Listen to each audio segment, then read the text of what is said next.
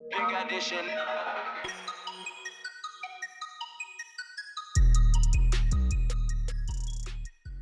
Olá, criptofãs, nós decidimos criar um conjunto de roupas, hoodies e t-shirts relacionados com o universo das criptomoedas como uma forma de vocês conseguirem apoiar o podcast Bitcoin Talks. É só irem ao site da editora Self e procurarem pela categoria de vestuário. Olá, António. Olá, Rui. Cá estamos para o terceiro episódio já. É verdade, terceiro episódio da quinta temporada. Vamos começar já por partilhar uma coisa que a gente às vezes esquece, que é os contactos, pode ser? Pode, força. Fica já arrumado. Antes que a gente esqueça. Então, tem-nos enviado algumas perguntas e tem-nos enviado também algum feedback aos episódios. Eu tenho aqui também mais uma pergunta de um leitor e queria mais uma vez também agradecer este carinho todo que nós temos recebido. Nós não vamos estar aqui a pôr as mensagens, se calhar nem fica bem, mas temos recebido quase todos os dias, quer seja pelo Instagram, quer seja pelo LinkedIn, quer seja por e-mail, às vezes até no YouTube, porque nós não dizemos às vezes suficientes que este episódio está no YouTube em vídeo. E portanto é outra forma de nos acompanharem. Nós vamos passar a fazer depois mais conteúdos também em YouTube, que são também lições cripto. Vamos falar disso atempadamente, mas sigam o canal no YouTube, porque nós vamos ter lá, além dos episódios, depois temos lá outros conteúdos que vamos começar a adicionar. Certo, e também é uma forma das pessoas, quando deixam lá comentários, às vezes deixam perguntas ou sugestões, nós também, por aí também vamos lá. Responderemos sempre também nos episódios, etc. Mas agradecer aos leitores que nos têm enviado, não só perguntas como comentários e às vezes até raciocínios. Eu já troquei um ou outro e-mail com raciocínios e coisas engraçadas. Portanto, enviem-nos um e-mail para bitcointalks@editoraself.pt. Este é o nosso contacto. Aproveitem se calhar para visitar ali o site da editora e verem não só o meu livro, que podem comprar com o desconto do podcast, certo? Certo. Como estas roupinhas que também que sim, que hoje também vim vestido. Hoje estás no Bitcoin Talks porque temos muito que falar sobre o momento atual da Bitcoin. Há muita bullshit também. É verdade, há muita bullshit. Eu estou com o FOMO porque eu acho que vamos começar a entrar em FOMO e hoje vamos falar de uma coisa que nós quase nunca falamos, que é valores, cotações. Hoje vamos aqui... Para onde é que vamos, de onde é que vimos? Sim, vamos falar disso. Se calhar tu primeiro queres fazer alguns comentários. Aqui há pouco em off estavas-me a perguntar sobre... Estávamos a conversar sobre alguma coisa da semana. Certo, e a primeira que eu estava aqui a pensar, porque nós, acho que foi no último episódio, também falámos no Jack Dorsey. O Jack Dorsey tem andado a aparecer muito nos nossos episódios, provavelmente devido ao Square, mas lá está, ele agora se calhar está a ter um papel mais importante também no mundo das criptos, e ele falou que iríamos ter hiperinflação. Sim. E eu queria perceber um bocadinho aqui contigo o que é que isso vai impactar a economia mundial e, no caso aqui, como estamos a falar também do Bitcoin, de que facto o que é que influencia as criptomoedas a haver uma hiperinflação. E eu não percebi foi se ele se referia aos Estados Unidos, se era uma coisa mais global. Ok. Então, é assim, historicamente a hiperinflação tem consequências muito claras e muito objetivas. Sempre que aconteceu a hiperinflação, isso tem consequências normalmente no poder de compra do povo e de uma forma estranguladora, vamos dizer assim. Ou seja, ficamos todos mais pobres. Isto é o que significa a hiperinflação. Tudo o que nós estamos habituados a consumir, o nosso nível de vida médio, tudo aquilo que nós fazemos e estamos habituados a fazer vai ficar muito mais caro e apenas acessível a pessoas que nós hoje chamaremos ricos ou milionários ou multimilionários, porque hoje em dia milionários já não é um bom número. Antes era, agora tem que ser bilionários, porque milionários já não é bom o suficiente. E isto acontece por causa da desvalorização da moeda. O Jack Dorsey, eu não sou nem o maior fã, nem o maior inimigo do Jack Dorsey. Acho que ele tem uma história que tem que responder por ela. Às vezes não é muito boa. Como empreendedor, não sei, tem coisas menos bonitas. No entanto, Jack Dorsey é claramente um visionário. É claramente alguém que está normalmente em projetos muito muito à frente do tempo. E só para mencionar alguns, o PayPal, por exemplo, ele foi um dos promotores do PayPal. Da PayPal Máfia. Sim, da PayPal Máfia. Mais até do que o Elon Musk, de quem muito se fala sobre o PayPal. O Elon Musk chegou, a maioria da estrutura do PayPal já existia. Peter Thiel estava lá desde o início, se não me engano. Já havia ali uma estrutura e, portanto, há ali uma colagem da parte do Elon Musk, mas não foi o primeiro promotor do projeto. E o Twitter, não é?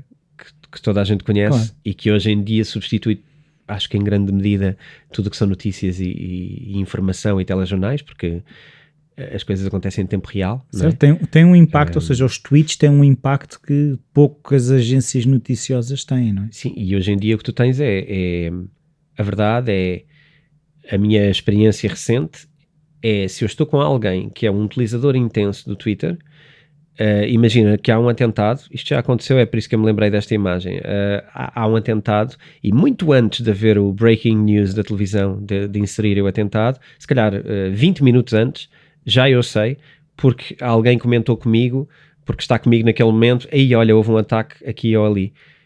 E portanto, o que tu percebes é, tu teres um Twitter, estás em igualdade de circunstâncias com a redação de um telejornal.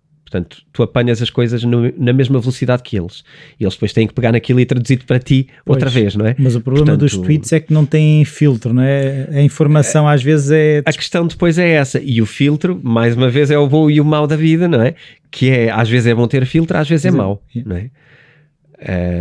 É bom ter o filtro quando se calhar no Twitter aparece informação ou que não interessa ou que simplesmente é contada de uma forma errada, não é? Ou de uma forma tendenciosa. E agora, quem achar que na televisão é diferente, pode achar que a televisão é diferente. Mas não, eu não acho que seja diferente, não é? Há uma tentativa, mas não há uma grande diferença. Obviamente que há agendas e obviamente que há vontades de mostrar o que se quer mostrar. Portanto, cada um faz o melhor possível. O Twitter tem a vantagem, não é? Quando identificamos uma boa fonte de informação, ouvimos aquela. E isto é bom, é como se tivéssemos milhares de canais de televisão, milhões. Mas tu sentes que as pessoas que a um certo ponto começam a ter essa responsabilidade, entre aspas, de serem uma referência para outros, têm essa preocupação de manter uma coerência como deveriam e antigamente eram as agências noticiosas ou os jornais ou as televisões? Eu posso ter que voltar mais tarde a esta pergunta para descobrir alguma coisa diferente, mas a primeira resposta que eu te daria é: eu acho que as pessoas sempre foram pessoas e as organizações sempre foram organizações, e portanto sempre houve aquelas que fazem o seu propósito e aquelas que fazem aquilo que dá dinheiro. Ok. E portanto eu acho que vai haver gente que está no Twitter para ganhar dinheiro e para ser sensacionalista e para contar as coisas da maneira que lhes dá maior proveito a si como comunicador, e haverá pessoas que estão ali apaixonadas porque estão, mesmo com a função, com o seu princípio animado cá dentro, da vontade de olha, existe isto e olha esta informação. Portanto, eu acho que há de tudo. E nós, se gostamos de uma coisa, seguimos uma coisa, se gostamos de outra, seguimos outra. O chato é que a maioria das vezes, a maioria das pessoas não para o suficiente para pensar o que é que de facto quer. Se quer o clickbait, se quer emoções, ou se quer mesmo informação de qualidade. Porque às vezes a informação de qualidade não é divertida. Sim. E nós gostamos muito daquela adrenalina. E confronta-nos, se calhar, precisamente com isso, com o facto de não ter pensado sobre as coisas. Pimba. Quem tiver a ver o vídeo agora percebeu, quem tiver a ouvir o áudio percebe isto de outra maneira, mas é exatamente isso, sim, eu acho que é por aí. Mas estou-me a desviar, porque eu estava a falar era do Jack Dorsey, que também tem outra empresa que é o Square, e aqui está a parte-chave. Sim, mas pelo que eu percebi, o Square, por isso é que quando eu li esta notícia, falava que a informação que ele tem pode ser mais importante do que muitas outras informações, porque ele tem uma app que é o Cash, tem o Square Payroll, ou seja, a quantidade de transações que ele tem, o data, não é? O número de dados que ele tem sobre como é que o dinheiro se está a mexer, pode permitir-lhe afirmar uma coisa com conhecimento de causa que se calhar muita gente não tem. Pronto, era esse o ponto que eu ia buscar. Essa informação é de facto o que eu acredito também, a informação que tem que ele tem ao nível da análise de dados das empresas permite-lhe perceber que esta hiperinflação, isto não é um algoritmo assim tão complexo, isto é uma questão de perceber subidas de preços. E tu consegues perceber subidas de preço quando tens algoritmos que analisam as compras e as variações de preços naquilo que tu compras. E claro que isto é feito. Portanto, ninguém acha que cada vez que faz uma compra na internet que isso não é registado, o produto que foi, quanto é que custou, não é? De onde é que a comprou, tudo isto é analisado para gerar algoritmos que permitem a algumas pessoas, a algumas organizações prever o futuro. Este é o objetivo, é o único objetivo destas empresas fazerem o que fazem, até porque algumas destas aplicações são gratuitas. Não será o caso sempre, mas algumas delas são gratuitas porque esta capacidade de ter informação é uma loucura. O dinheiro é o acesso à informação. É como tu estares a jogar um jogo e depois há alguém que está a ver toda a gente a jogar o jogo ao mesmo tempo. Portanto, é como tu estás a jogar póquer e alguém vai por trás da mesa e está a ver as cartas de toda a gente. É isto. E, portanto, o Jack Dorsey é o fulano que está atrás da mesa de póquer a ver as cartadas de toda a gente. Portanto, sim, ele tem essa informação e ele, quando disse isso, eu creio que ele até mencionou "It's happening". Sim. Portanto, ele não está a dizer que vai acontecer, ele está a dizer que está a acontecer. And it's already happening. Eu estive a fazer alguma investigação aqui no último mês, no início deste mês, não concluí ainda o meu objetivo, mas andei a fazer alguma pesquisa sobre as questões de inflação e as questões de emissão de moeda. Eu já tenho falado, acho que desde que lancei o livro em 2018, que eu falo da impressão de moeda, da impressão de dólares e impressão de euros. Estes números não são falados normalmente no dia-a-dia e não aparecem normalmente nas notícias, nem sequer nos jornais económicos, não é costume aparecerem estes números de forma clara. Estes números têm que conduzir à hiperinflação, não há aqui grande hipótese. A questão curiosa é que no meio desta pesquisa que eu fiz, uma das coisas que me ficou muito clara foi aquilo que em Portugal se chamava o IPC, que era o Índice de Preços do Consumidor, que era a forma de nós medirmos a inflação. Portanto, basicamente é um pacote básico de bens que nós compramos regularmente na vida, desde alimentação até energia, gasolina. Sim. Vestuário, coisas para a casa, não é? Também, eventualmente, os bens mais duradouros, como automóveis ou outras coisas. Existe um cabaz, que é o cabaz do IPC. O que acontece e que permite às governâncias mundiais, ou aos partidos, ou aos governos mundiais, dizer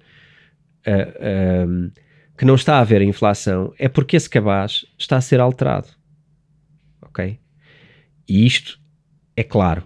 A informação que eu estou a investigar é americana, portanto é uma informação dos Estados Unidos, não é europeia, porque acho menos relevante a europeia em termos mundiais. Vai ser sempre o que acontecer nos Estados Unidos, vai ser o que acontece aqui. E, portanto, este cabaz permite assumirmos que não estamos a ter inflação porque é medido em comparação com esse cabaz. Mas esse cabaz já não é o mesmo de 1980. Okay? Se nós usarmos o cabaz de 1980, nós estamos a ter bastante inflação. Claro. E quando ele fala de hiperinflação tem danos económicos grandes. Agora, tudo vai depender do que é que os governos vão fazer em relação à moeda, como é que vão impedir a hiperinflação com mais emissão de moeda ou com outros instrumentos políticos que consigam usar. A questão é, como diz um professor famoso do meu tempo de faculdade, que não foi meu professor, mas foi professor de muita gente que eu conheço, e escreve às vezes para os jornais, não há almoços grátis. Okay? Ninguém vai achar que estamos a criar aqui um problema na economia que é um problema sistémico e que depois vamos resolvê-lo com questões que não vão causar consequências. Claro que vão. Claro que emitir moeda empobrece as pessoas. Claro que nos vai empobrecer a todos resolver as coisas com segundas e terceiras artimanhas, digamos assim. É que eu estava a pensar que até a imagem que acompanhava essa notícia era uma imagem de um frango ao pé da quantidade de notas na Venezuela que era preciso para comprar aquele frango. E era assustador ver um frango, que será o quê? 3 euros, 4 euros. A quantidade era uma pilha enorme de notas, era o que era necessário em termos de notas para comprar aquela galinha, ou aquele frango. Aí entras no cenário da hiperinflação, que esses países é o que têm, que sempre que falámos da Venezuela, aliás, isso está tanto no livro como no curso. Sim, e até no curso eu estava-me a lembrar, quando estávamos a filmar, que até há gráficos que pusemos no curso em que se mostra a emissão de moeda, de perceber essas coisas. Sim, há uma tabela sobre os países que emitiram mais moeda e enfim, a Venezuela é um país com inflação superior a 1000%, portanto, a partir daí percebes o quanto te custa o teu dinheiro e o impossível que é gerirmos um salário assim e uma vida assim, porque tu vais 2 vezes ao supermercado no mesmo dia e os preços são outros. Portanto, isto é a hiperinflação descontrolada. Aquilo que eu acho que nós vamos ter nestes países do Ocidente, Estados Unidos e Europa, é uma hiperinflação mascarada. Que não vai parecer isso, mas vai ser isso na verdade. Pois é que eu não sei se tem a ver, mas eu penso que sim, daquilo que eu entendo de inflação, que não é propriamente a minha área de expertise, mas ainda este fim de semana estava com um grupo de amigos e estivemos a falar, por exemplo, umas pessoas que começaram a construir a casa. Os preços dos materiais de construção têm estado a subir quase todas as semanas, pelo menos todos os meses têm estado a subir. E está a ser muito complicado gerir a construção da casa, porque havia coisas que já estavam contratadas, coisas que foram acrescentadas, e a gestão até para o cliente do que é que a casa vai custar está a ser muito difícil. Neste momento eu acho que nem é difícil, é impossível. Porque tu tens aqui outro problema, e aqui há que separar 2 coisas. Há isso, mas é preciso perceber que, e aqui vai haver muito jogo, entre desculpar-nos com isso e isso ser uma realidade. Dos problemas de logística e entregas. Sim. Tu tens uma questão da pandemia ter parado a economia mundial, que toda a gente achou que era a melhor solução na altura.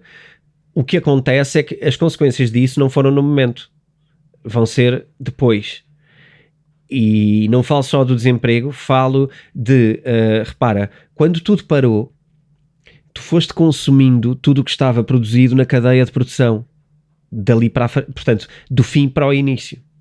O que acontece é que tu tens uma área de ruptura enorme na logística mundial, que é tudo o que parou e que tu não sentiste porque estava produzido, porque havia estoques de coisas. Mas estava a ser consumido. A uma velocidade superior à que estava a ser produzido. E estava parado ou quase parado. Pois. Portanto, desde o abate das árvores, né? Vamos começar por aí, desde a extração do alumínio, desde a extração do ferro, não é? Vamos começar por aí. E chips para carros, os carros estão com problemas de entrega porque não há chips para os carros. Está parado e não se sabe quando é que arranca. Agora, é só fazer a conta.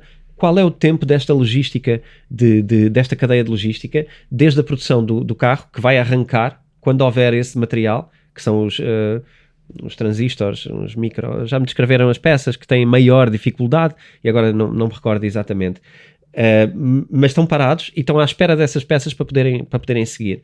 O que é que acontece? Daí para cá é esse o tempo que vai levar até chegar cá a primeira viatura, não é? No caso dos carros, há outros cenários como esse, na área da construção, de inúmeros materiais que quem os tem em armazém sabe o valor que tem, não é? Claro. Sanitários também era uma das questões que estava a falar que está... Neste momento, tudo deve estar quase com estoques esgotados. Portanto, quem tem faz valer.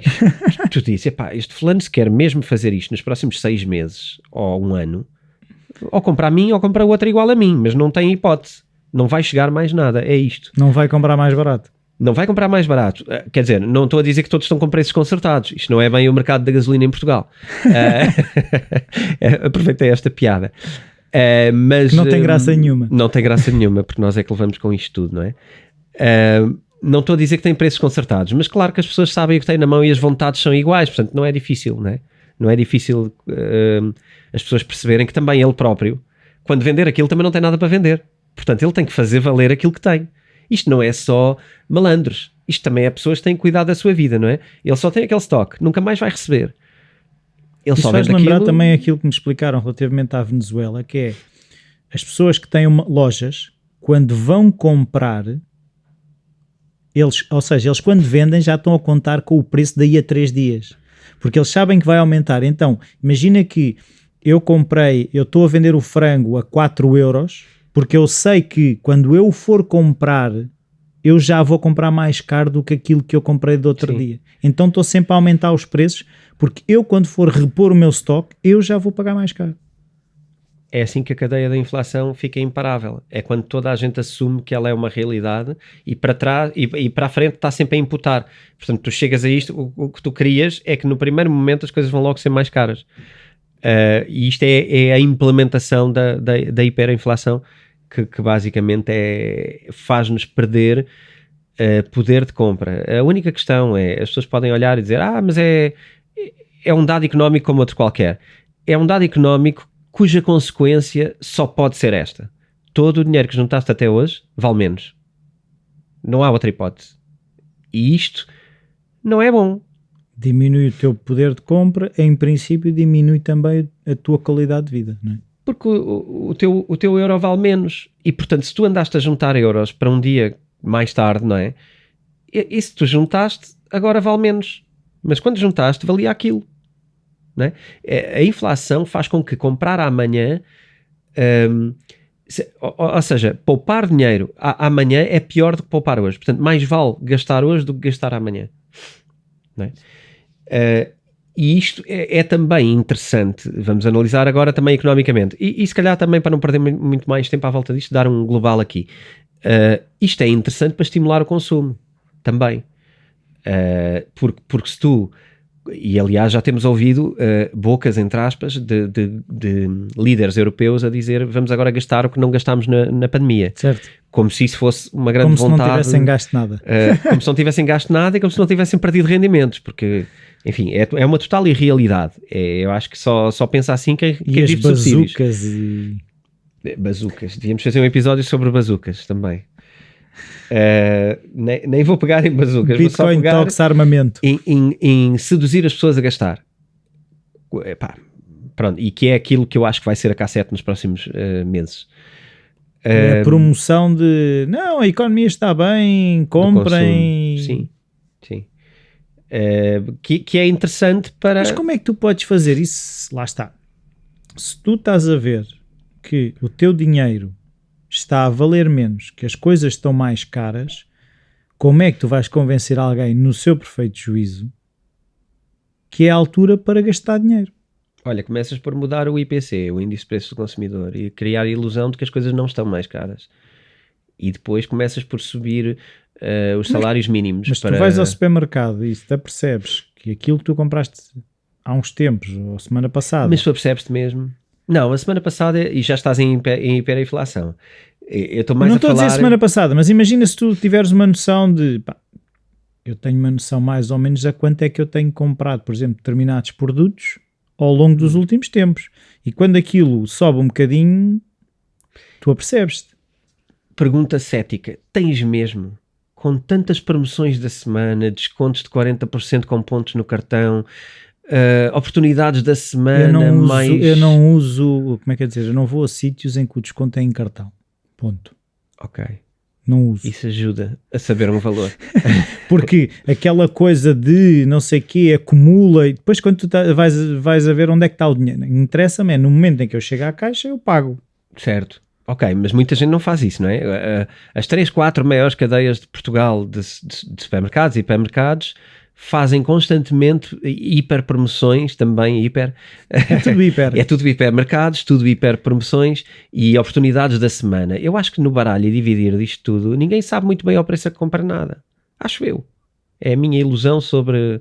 Ou é... Posso estar enganado, mas é a minha... É assim, eu não tenho a noção ao cêntimo, mas, por exemplo, se o quilo do frango está a 2,50 ou está a 3 qualquer coisa... Eu sei. Ok, mas estás a falar de um aumento de 70%. Não vai acontecer. Achas? Não, acho que não. Acho que o que estamos a falar são aumentos... Repara, o que se está a dizer neste momento é que não há inflação. Portanto, isto quer dizer que nos últimos anos, ou que há 0,5, isto quer dizer que nos últimos anos os preços não aumentaram. E estamos a falar de 3, 4 anos. Agora, se tu me disseres, o frango custava 3 euros e agora custa 3,30. Isto é um aumento de 10%. Portanto, se isto aconteceu... A inflação de 0 é mentira, ok? Mas, no entanto, 3 para 3,30, tu se calhar dizes, ou nem reparas, ou 3 para 3,10, reparas mesmo? Pois. Não sei, certo. Estás a ver? É esta dimensão. E tu também, é lá está, e depois essa dimensão de, são mais 5 cêntimos, são mais 10 cêntimos. Não sabes, porque depois a marca é outra, aquele afinal é biológico e aquele não. Quer dizer, eu acho que já não sabes. Acho eu. Não quero acreditar nisso. Mas um dia temos que fazer aqui um índice de preço de consumidor real. Isso era muito útil. Mas pronto, olha, o resumo disto é esta é a informação que o Jack Dorsey fala. Eu acredito que ele está correto. Eu acredito que a informação dele é fidedigna.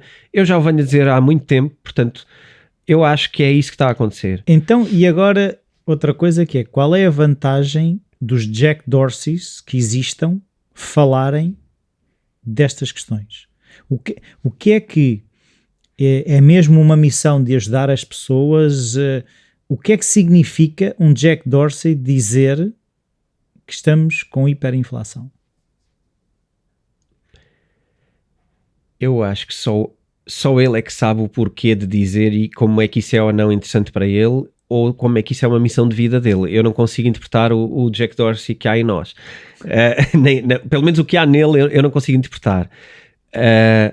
Mas a tua leitura? A minha leitura é o Jack Dorsey, como qualquer outra pessoa, não é? Ele poderão dizer que ele quer cada vez mais dinheiro e que quer dominar o mundo e etc. Esse pode ser o plano, mas ele, apesar de tudo, tem as suas crenças, ok? E essa crença de estar a revelar isso, ao mesmo tempo que estamos a vê-lo a dizer outras coisas sobre Bitcoin e sobre desenvolvimento e blockchain, parece-me que ele está claramente no mindset de ver valor nas criptomoedas, ver perigo na forma como os governos mundiais estão a gerir o dinheiro das pessoas e ver perigo naquilo que pode acontecer em termos de políticas económicas, em termos de controlos governamentais e até como é que isso possa condicionar as empresas e a saúde financeira das coisas. Porque apesar de tudo, o Jack Dorsey é um empresário e se o mundo económico estiver mal, as empresas dele também vão estar mal. Portanto, eu acho que eu diria, pondo assim alguma nobreza que eu atribuo só porque sim, ele não se irá mover porque quer mais dinheiro, nem vai dizer isto para quem enganar pessoas no curto prazo. Eu acho que ele está com uma missão na cabeça e está com uma ideia muito clara daquilo que acredita. Eu tenho visto coerência naquilo que ele diz. Certo. As coisas fazem sentido. Defender isto, defender aquilo, investir nisto, investir naquilo. Pode ser tudo um grande plano, ele pode ser muito inteligente. A questão é o que é que ele está a fazer. Mas a questão é que a mim parece-me estar a trazer consciência às tweet pessoas. Dele tem impacto nos mercados das criptomoedas? Tem. Não é o Elon Musk das cotações. Mas faria, assim, se fores ver até o pedigree relativamente à coisa, faria mais sentido dar ouvidos ao Jack Dorsey do que ao Elon Musk. Sim, mas o Elon Musk é um herói, não é? É um super-herói da nossa banda desenhada social e nós vamos sempre ouvir o Elon Musk. O Jack Dorsey não é, mas amanhã pode ser. O Jack Dorsey tem tudo para ser também um herói. A questão é, o Elon Musk parece mais fora da caixa porque fala de coisas mais à frente ou veste uma camisola de coisas mais astronauta / vamos colonizar Marte, que é uma coisa que está na ideia de toda a gente desde que nasceu. A nossa geração toda, eu acho que nós todos colonizamos Marte desde que nascemos. Quer dizer, eu lembro de ser pequenino e já ser essa a visão e andar a ler livros de ficção científica de sociedades em Marte e coisas, quer dizer. E mesmo estava a pensar, se calhar há mais pessoas que sabem que a Tesla é do Elon Musk do que pessoas que sabem que o Twitter é do Jack Dorsey. Sim. E o Elon Musk sempre usou uma máquina muito mais poderosa pessoalmente. Marketing pessoal. Sim, muito mais. Talvez também seja uma pessoa mais excêntrica, não sei. Não sei se é mais excêntrico, mas pelo menos é mais exposto. E o Elon Musk também, de há uns anos para cá, tem sido muito... o pessoal já não se deve lembrar de como é que ele era há uns anos atrás, mas eu acho que ele está muito mais, desde que existe Twitter, é engraçado, muito mais público e muito mais... Não quer saber o que é que pensam de algumas coisas que ele diz e de algumas coisas que ele faz. Tem uma fase engraçada aqui na vida dele, nos últimos, talvez, 5 anos. Sim, mas também é engraçado que tem a ver um bocado, se tu fores ver, com a necessidade que a Tesla andasse. Quase coincide ele ser mais público e também a Tesla começar a ter a necessidade de... Acho que não é inocente. Eu acho que ele sabe o valor de marketing que o nome dele tem e usa. Não acho que o Jack Dorsey tenha tido essa necessidade. Ou podemos daqui a 2 anos estar aqui a gravar a 10ª temporada do podcast e estar a dizer, olha, conforme falámos, agora o Jack Dorsey é o novo Elon Musk na popularidade. Ele tem sido mais behind the scenes, acho eu, um bocado. Mas também é preciso ver que nós estamos em Portugal, estamos na Europa, isto não é os Estados Unidos. Nos Estados Unidos a consciência sobre estas pessoas é muito maior. Okay? Nós só apanhamos aqui boatos de boatos. No geral, o Elon Musk é uma figura muito conhecida em Portugal e quase toda a gente conhece, mas no geral também nos Estados Unidos o Jack Dorsey também é extremamente popular. Certo. Simplesmente mundialmente o impacto não é desse nível. Mas eu acho que ele está... O que eu acho que tem o impacto é as pessoas atentas. Repara, ele comentou isso e algumas pessoas com quem ele troca tweets são, por exemplo, a Cathy Wood da ARK Investments, que é um dos fundos mais assim, disruptivos, modernos, americanos.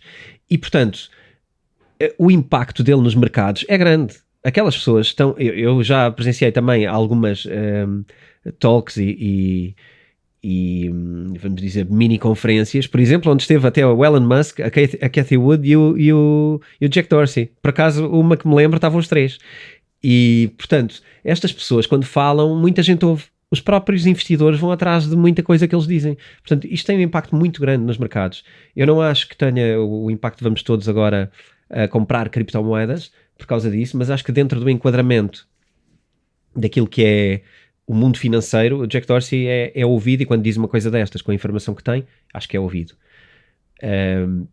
Portanto, para o bem ou para o mal que ele esteja a pensar, eu acho que aquilo que se repercute para nós é uma consciência maior e um cuidado maior com a forma como o nosso dinheiro é gerido. Certo. E isso é importante. Nesta quinta temporada temos um código de desconto no curso Bitcoin. Basta ir a theschoolofself.pt e usar o código temporada 5.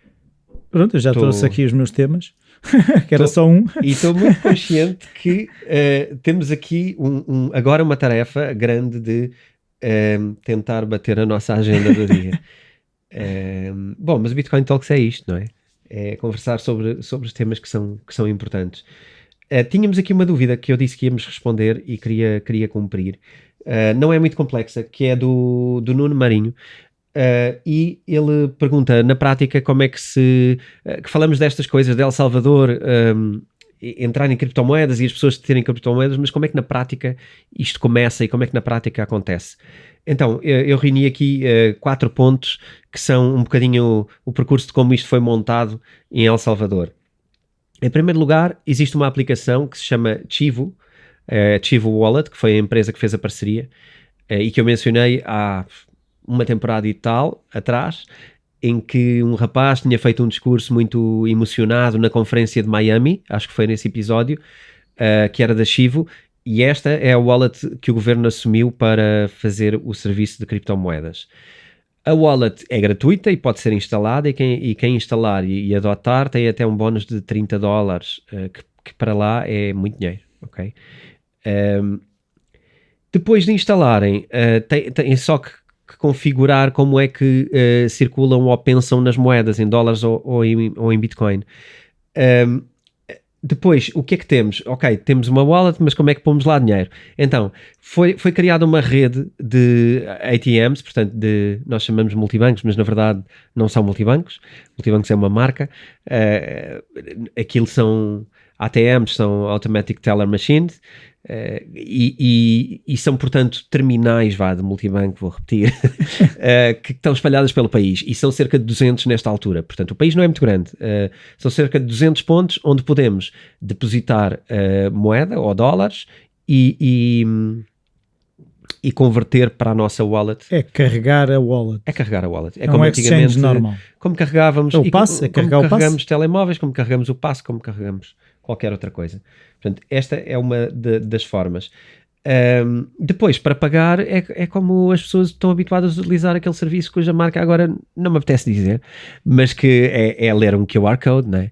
É a mesma coisa. Mas eu na aplicação escolho como é que quero, o que é que eu quero usar, se quer mas ele converte Bitcoin na hora? Sim, aquilo, ou seja, tu carregas aquilo para a tua wallet, não é? E quando compras ao preço de conversão. A partir daí tu tens Bitcoin e depois gastas a Bitcoin nos produtos, no momento. E pagas como pagas com a MBWay, já disse o nome da aplicação. Quer dizer, mete um QR Code, o vendedor mostra o QR Code, tu mostras, é como se fosse um multibanco qualquer, não é? Um cartão ou uma coisa qualquer, só que é com o telemóvel e com uma wallet. Importante dizer aqui que perguntam se é obrigatório ter ou não. É assim, a lei que passou em Parlamento é que é obrigatório aceitar para os comerciantes. Portanto, tem um X tempo, não é, para fazer este processo de conversão, aceitar, porque é considerada moeda legal e de curso legal, portanto tem que aceitar a Bitcoin como moeda de pagamento. Agora, as pessoas ainda podem usar dólares, ainda podem usar outras formas de pagamento, ok? O que é importante aqui perceber é que isto já cortou enormes custos nas pessoas em transições daquilo que é o dia-a-dia das pessoas em El Salvador, que é muitas remessas de fora para dentro, não é? De fora do país para dentro do país, e que tudo isso ficou astronomicamente mais barato do que estava antes, com empresas pelo meio a fazer o papel de middleman e a cobrar taxas muito altas que chegavam a 50%, e portanto isto aconteceu. Se o povo gosta ou não gosta, vamos esperar para ver.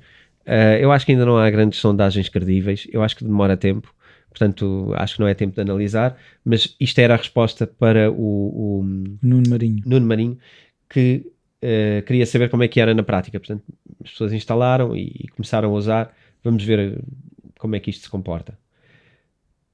Está claro, não é? Tá. Next. Dogecoin, já que falámos do Elon Musk, vou só... Dogecoin, isso ainda é assunto? Isto vai ser muito mais assunto. Porque eu agora estou curioso de perceber que eu achei que aquilo tinha sido um fad, que tinha... Não, o Dogecoin andava cá e há de andar. E o Sim, Elon Musk mas já não anda nos valores em que andou. Já não, mesmo assim está... a 20 e tal, não? 0,20 e tal, não é? Portanto, 20 e tal cêntimos. Não esquecer que antes andava nos 6 cêntimos. Portanto, estamos certo, a falar... mas já não foi aos 40 ou 50. Ou nos 70, ainda bater nos 70, acho eu. Pode voltar. Pode voltar. E há de sempre voltar, mas aqui a piada da semana... Mas mudou alguma coisa? Porque se me disserem assim, ok, houve uma alteração gigante na lógica da cripto, e isto agora já não é uma brincadeira, já estamos a... Pode fazer sentido que aquilo vá subindo. Agora, se as premissas ainda são as mesmas... Eu acho que são as mesmas. O que eu acho também interessante, eu já falei disto uma vez, vou só reforçar. Nós temos um episódio que fala sobre isso, que é o do Dogecoin, Who Let the Doge Out, não é assim? Who Let the Doge Out.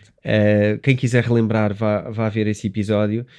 Alguns nesse episódio eu digo que, atenção, porque isto face ao dólar talvez não seja uma má moeda. Ok. E isto cada vez é mais verdade. Nós tivemos agora quase meia hora a falar sobre a desvalorização das moedas. Tudo o que falámos do dólar e hiperinflação aplica-se ao euro. Portanto, isto é tudo igual. Atenção, porque a Dogecoin facilmente é uma moeda melhor do que o dólar. A piada da semana, e a única coisa que eu ia comentar, é que brincou-se que a Dogecoin vai ser a moeda oficial de Marte. Eu acho que se o Elon Musk for... repara, Marte... vamos decompor isto com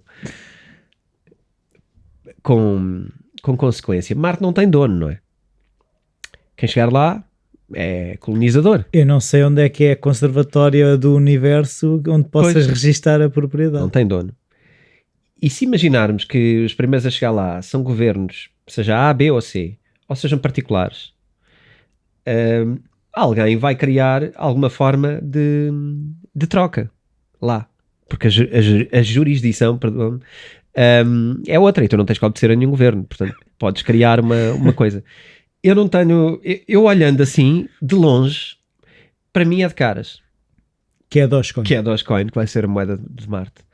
Mas é só uma piada, e eu dizer isto que é de caras, se calhar também é uma piada, mas há uma coisa que eu quero deixar bem claro, eu não vejo lógica em ser nenhuma moeda específica. Portanto, de certeza que há de ser uma criptomoeda, de certeza que há de ser uma criptomoeda não governamental. É a minha opinião. Até porque temos três governos... Aí concordo. Temos 3 governos a competir para Marte, não é? A China, os Estados Unidos e a Arábia Saudita. Ou Emirados Árabes Unidos. Não é a Arábia Saudita. E, portanto, estes são os 3 que estão a chegar lá. E, portanto, ou concordam com uma moeda ou não. Podia ser a Dogecoin, não sei. Mas é uma piada. Uma coisa que não tem piada nenhuma e que é muito grave é um tweet do James... Desculpa, tenho de conferir aqui só para não me enganar o nome.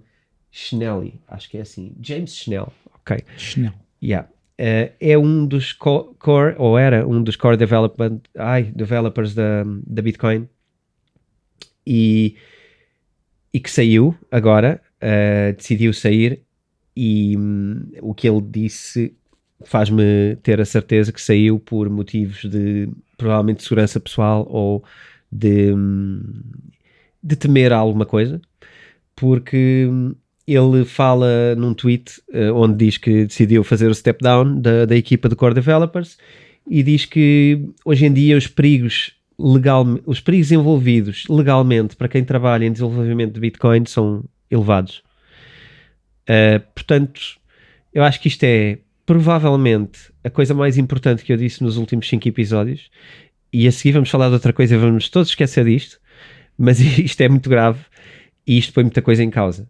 Mas só Bitcoin? Ou... Ele é dos maiores developers de Bitcoin. Certo, mas o que eu estou a dizer é se essas implicações e se essa lógica que o fez step down, se Ethereum tem o mesmo problema, se Cardano tem o mesmo problema, eu diria que não. Solana, whatever. Diria que não. Poderão ter o mesmo tipo de pressões, mas não tem o mesmo tipo de problema, porque a Bitcoin não tem governância e não tem uma estrutura que lhes possa, não tem uma testa de ferro que possa negociar e possa fazer frente às coisas, não é?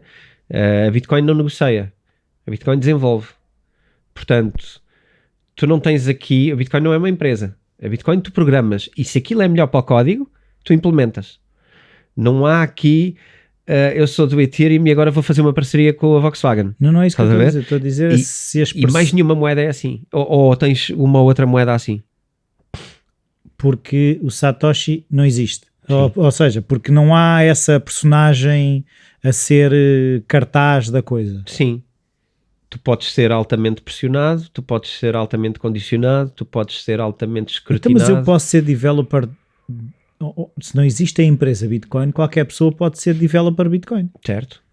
Por isso é que é open source, código aberto, toda a gente pode desenvolver. Ele era um dos core, porquê? Porque ele já tinha implementado centenas de soluções para Bitcoin. É um dos mais ativos desenvolvedores de Bitcoin.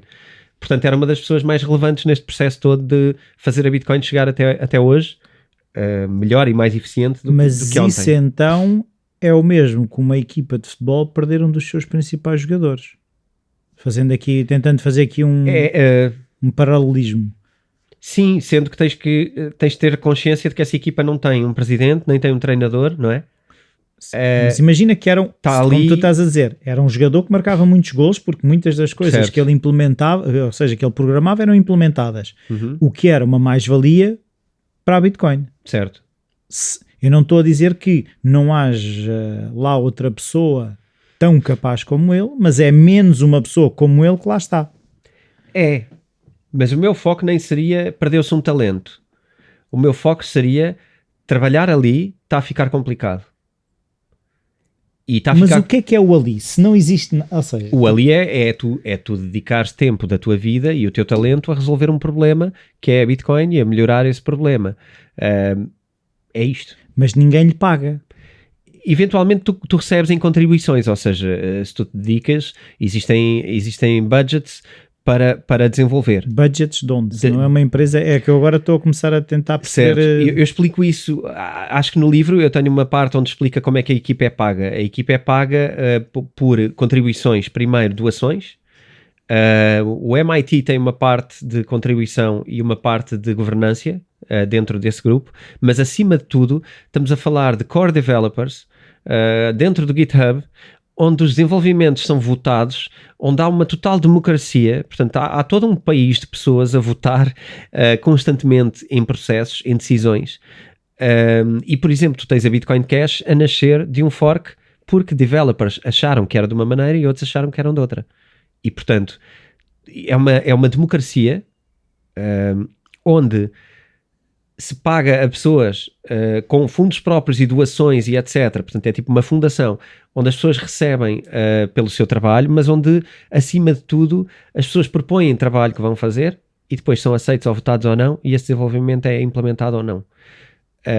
Quando há uma grande discórdia, chega-se ao ponto de poder criar um fork, e isso aconteceu com o Bitcoin Cash, e algumas pessoas relevantes ficaram na equipa de Bitcoin Cash, e a Bitcoin continuou. A mim o que me preocupa é se estas pessoas começam a ter medo, porque claramente isto é uma mensagem de medo.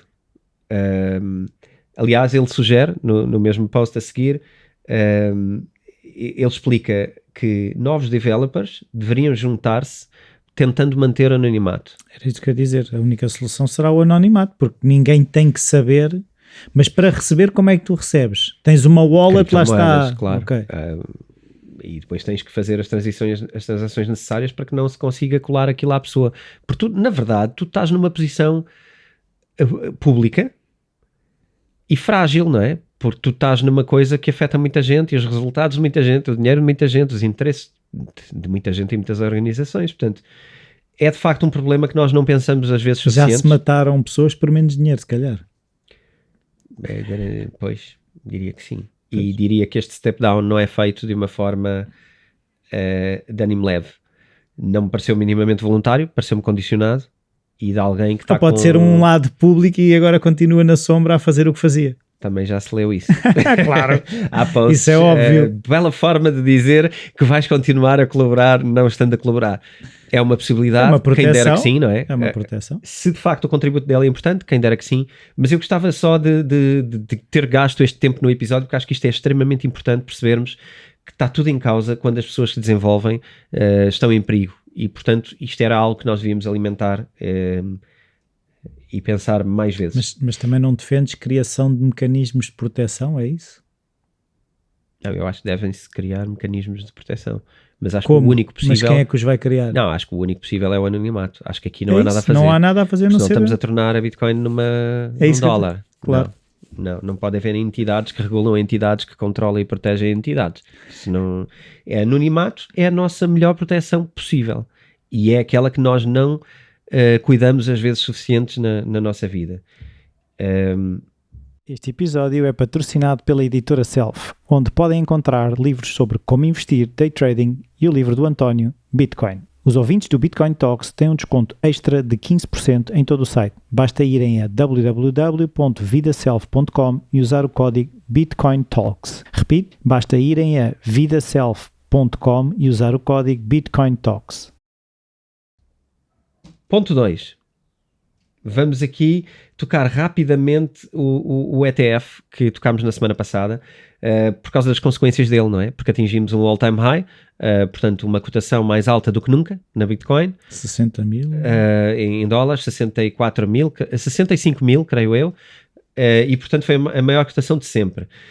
Isto não é só, aliás, isto não tem nada a ver com o ETF em si, tem a ver com o ânimo que circula à volta do ETF, porque o ETF não faz subir a cotação minimamente, como falámos, não há Bitcoin nenhuma envolvida naquele processo, portanto aquilo é só... É ar da Nazaré. É só ar da Nazaré, nas garrafinhas que tu falaste, e que eu não conhecia a expressão. E, portanto, não há ali nada. Agora, há um raciocínio interessante para fazer. Em primeiro lugar, dizer que o CME ultrapassou a Binance. O CME é os futuros da Bitcoin na qual o ETF se baseia. Ok? Portanto, o ETF é construído com base em futuros e não em Bitcoin. Esses futuros, no CME, que era a Bolsa de Chicago, creio, atingiu o all-time high também de vendas, nunca teve um valor tão grande, e bateu o Binance no que diz respeito à venda dos seus produtos compostos também. O que é engraçado para pôr em causa a posição do Binance face a isto tudo. Primeiro é condicionado, extremamente condicionado, por causa das entradas de cepas e etc. que foi falado aqui, e depois, portanto, foi condicionado pelos bancos, e depois teve o SEC com uma aprovação do ETF que já bateu o Binance logo na primeira semana em volumes de investimento. Isso para o Binance não é muito bom. Não é nada bom, não sei se para nós é ou não bom, mas para o Binance não é nada bom, porque acabou de perder uma posição para captar capital de exposição a criptomoedas, que agora as pessoas expõem-se de uma maneira mais indireta, e num mercado que consideram mais justo e mais... Pois, até que não ponto, justo, mas mais até regulado. Que ponto é que, por outro lado, não é bom, porque nós até temos um episódio sobre o Binance e sobre a questão da posição dominante do Binance. Percebeu-se que se calhar é tão dominante que a mínima coisa deixa de ser dominante. Não é a mínima coisa, mas pronto. Isto é uma coisa grande. É uma coisa grande, mas mostra que é mais fácil tirar o presidente da cadeira do que se pensaria. O Binance continua a ser o maior exchange do mundo largamente, Mas o que conseguimos perceber agora é que sobre ativos com exposição a Bitcoin, há concorrentes no mercado tradicional e muito rapidamente.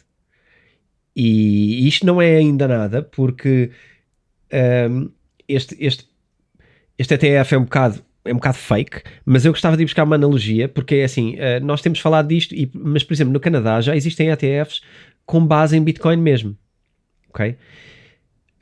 E uma coisa que eu gostava de fazer em termos de analogia é, isto movimentou, estamos a falar de, eu anotei aqui, 5 mil milhões, ok? Na primeira semana, 5 mil milhões de exposição ao ETF. Queria só trazer aqui 2 números. Primeiro, existe um fundo e uma plataforma de troca nos Estados Unidos que se chama Fidelity, que é também um fundo, e o ETF da B2, que é este ETF que foi cotado no New York Stock Exchange, foi o segundo mais comprado nesta plataforma. Portanto, isto foi praticamente a compra da semana, para tudo que são grandes instituições e grande dinheiro. É preciso refletir sobre este número. O Fidelity gera 11 bilhões de dólares. Mas bilhões americanos? Portugueses.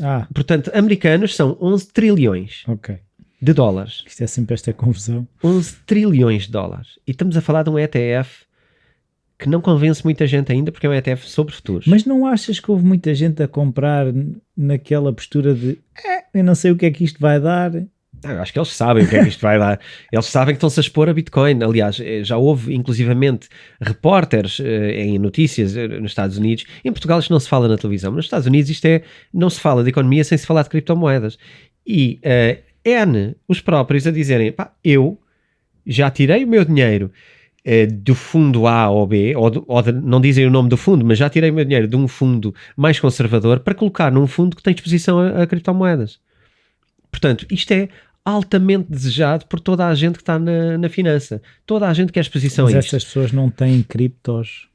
Essas pessoas, se calhar, não querem ter criptos porque ainda acham que criptos é uma cena geek e que é perigosa e preferem uma coisa que para eles seja facilmente catalogada no IRS americano. E, portanto, não querem trabalho nem complicações.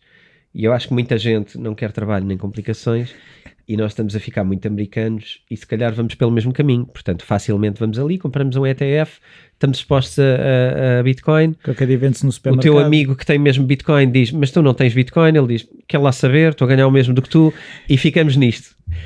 Só quando as coisas correm mal é que tu vais falar com esse amigo, mas aí nem falas, tens pena dele, já não vais xingar porque ele perdeu tudo, mas só aí é que é diferente. Quando corre bem, está bem para toda a gente e vai ser esta a conversa. Agora, o que eu acho importante e o motivo pelo qual eu estava a comparar ao Canadá, é que a exposição no Canadá existem os dois, um ETF de futuros e um ETF de spot. E o spot obriga a ter posse de criptomoedas. Portanto, quem vende o ETF de spot teve que comprar criptomoedas. Nós falámos também no episódio anterior. Sim, quando tens um título, tu tens mesmo aquilo em criptomoedas. Tens de ter laranjas para vender. Eles têm. Resultado, quando foi lançado o ETF sobre o spot, a quantidade comprada do spot é dezenas, centenas de vezes superior. Okay. Desde que o ETF de futuros foi lançado. Não, porque eles lá têm os dois, tem o de futuros e tem o spot. O de futuros representa, vamos imaginar, 10. Então a esta dimensão eu diria que o outro vai representar 1700, imagina, o spot. Tem muito mais gente interessada, tem muito mais movimento de valor.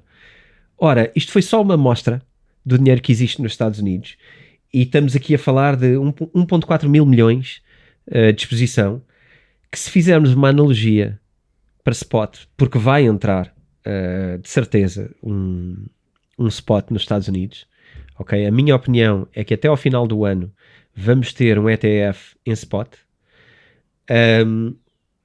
e quando isto acontecer vamos assistir a uma compra desenfreada desse ETF. Mas isso irá fazer subir o preço da Bitcoin para valores se calhar que nunca chegamos. E esse é o tema do episódio de hoje. Portanto, ao fim deste tempo todo é que chegamos ao tema do episódio de hoje, que é acontecendo este filme, eu já explico melhor porquê, mas acontecendo este filme, provavelmente vamos assistir às maiores compras e à maior pressão de compra de Bitcoin que já aconteceu nos últimos porque se for anos. spot, se eu estou a entender, tu tens que ter posse.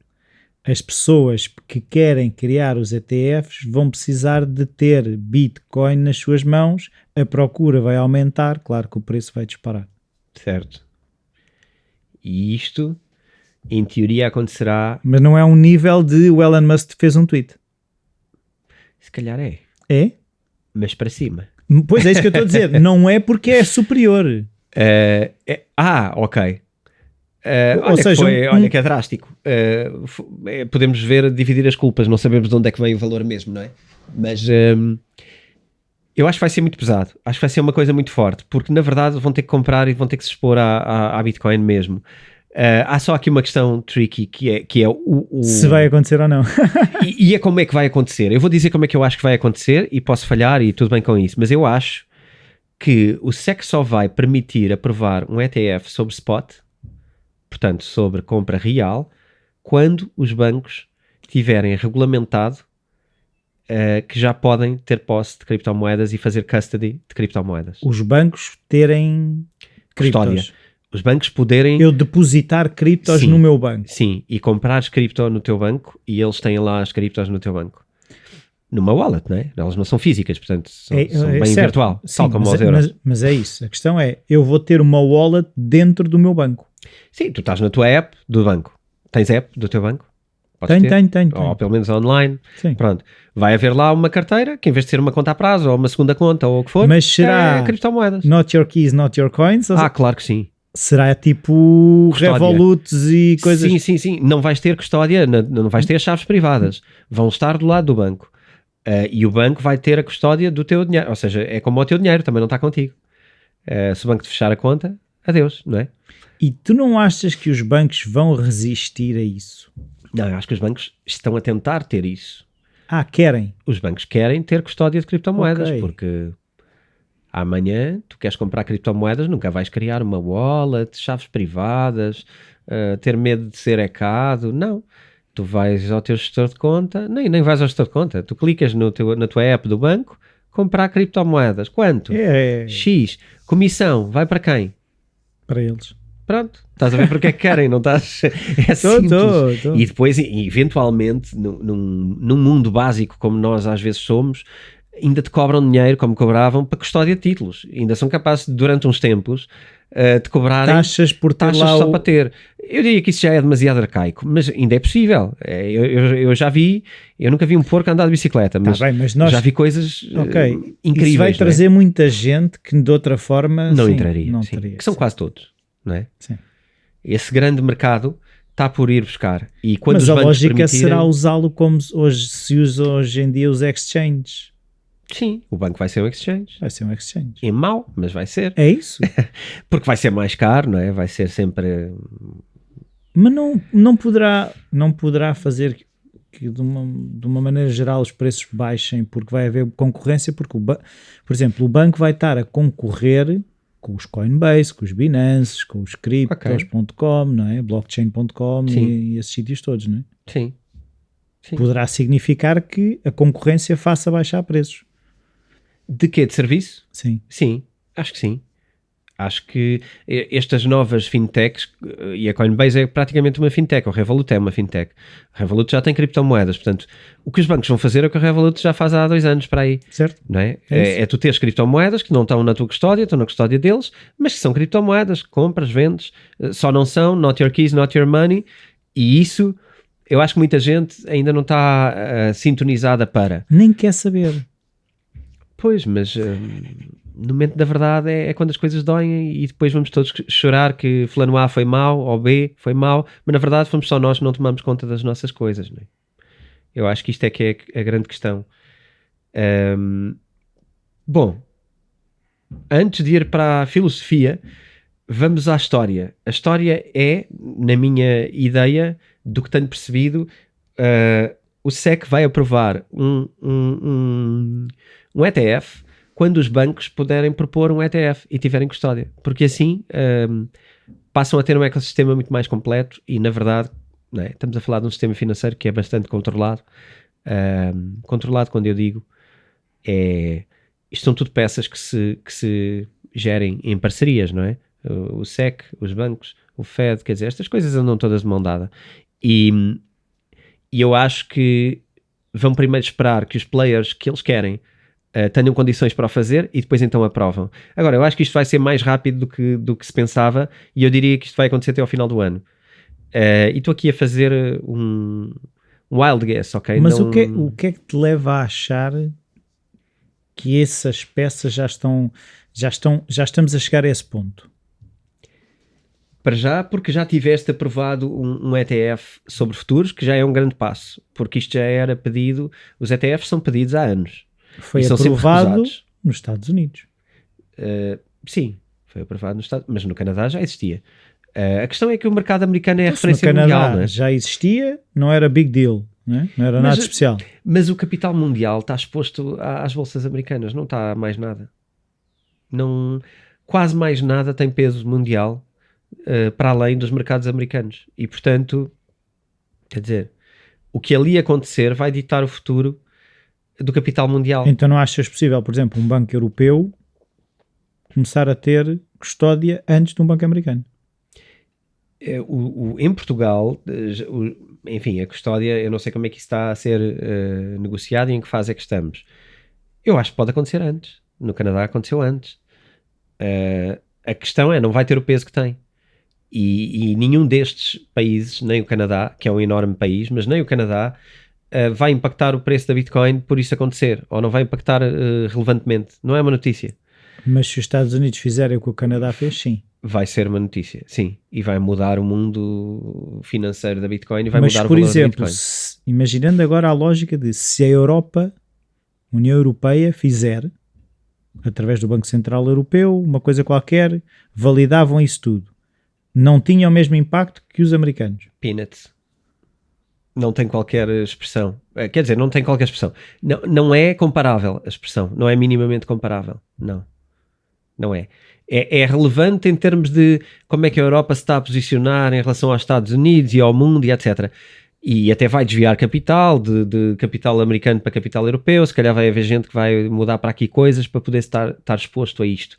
Mas o verdadeiro dinheiro e a verdadeira decisão é quando os Estados Unidos fizerem. Isso é o que vai mudar a visão que o mundo inteiro tem. Se mudar lá, muda cá. Se mudar lá, muda cá, de certeza. Sim. Se lá fizerem, cá, ou já fizeram antes, mas não foi notícia, é que tu tens que sair do espectro, não é? Para nós aqui parece importante. Para o mundo, ninguém quer saber da Europa. A Europa não é relevante para o mundo em termos financeiros. Não? Não em termos deste tipo de coisas, de mercados. O capital exposto à Europa e o capital exposto aos Estados Unidos em termos de mercados financeiros não tem comparação. Portanto, não é interessante, não é assim tão relevante. Pode ser relevante em termos de geopolítica, mas isso é outro mercado que leva muito mais tempo a ter consequências. Não é muito relevante em termos de decisões financeiras e para onde é que vai o dinheiro. O dinheiro vai estar nos Estados Unidos e nas bolsas americanas, no Nasdaq, na New York Stock Exchange, e são os produtos que estão lá que têm relevância. Repara que são notícias mundiais, quando empresas chinesas que já são gigantes passam a estar cotadas nos Estados Unidos. Alibaba cotada nos Estados Unidos. Isto aconteceu há uns tempos. Uma notícia mundial. Porquê? Esta empresa existe há décadas. Quer dizer, de repente é uma grande coisa. É. Porquê? Onde é que está o dinheiro mundial todo? Lá. É isso que é relevante. Mas assustador também. Mostra o poder que os Estados Unidos têm, não é? E que o seu mercado financeiro tem. E é por isso que o SEC tem um poder mundial. Parecendo que não, esta organização tem um poder mundial. E esse poder mundial já afeta o valor da Bitcoin, que é uma moeda não governamental, que é giro perceber. Neste caso, a vida é como é, e portanto temos que assumir isto. Isto vai ser bom para quem tem Bitcoin, vai ser, se calhar, menos bom para quem não tem. A verdade é que... Mas pode ter. Acontecendo, isto vai afetar o valor. Se deve ou não afetar, podemos ter essa conversa, e é outra, eu acho que não. Não deveria, não é? Eu acho que futuros, isto não interessa para nada, ok? Também ninguém acha que eu de repente perdi o rumo em relação ao Bitcoin Talks, o que era e o que é que nós achamos importante.